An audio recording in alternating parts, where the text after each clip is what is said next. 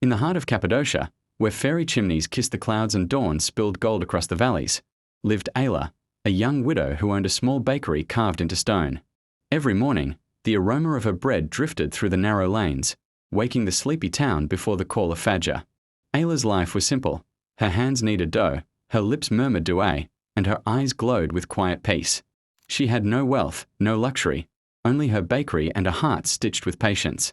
One freezing winter night, the wind howled through the cave homes and snow blanketed the earth like a white prayer rug. A frail old man named Kamal knocked on Ayla's door, drenched and trembling.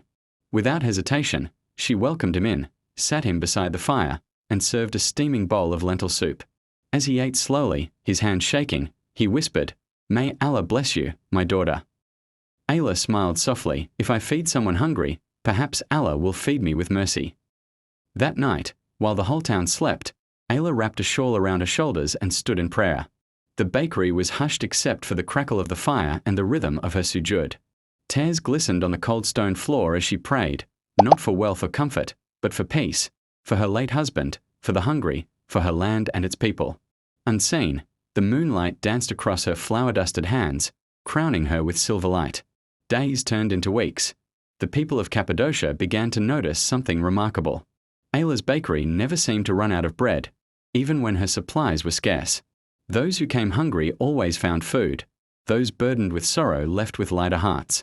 Her words were soft, her smile constant, a melody of faith woven through her every gesture. One evening, as she worked under the dim lantern glow, her neighbor Emir entered, his face shadowed with grief. "Ayla," he said, "my mother passed away. She always said your bread reminded her of her childhood. Please, pray for her." Ayla placed her hands upon her heart and whispered a verse before looking toward the heavens. Emir, his eyes heavy with tears, noticed the lantern's light shimmering around her as if the air itself glowed. He blinked, unsure if it was his imagination or something divine.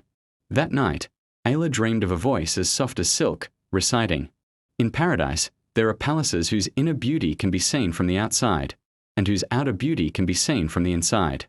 Allah Almighty has prepared these palaces for those who feed others, speak gently, and pray at night while others sleep."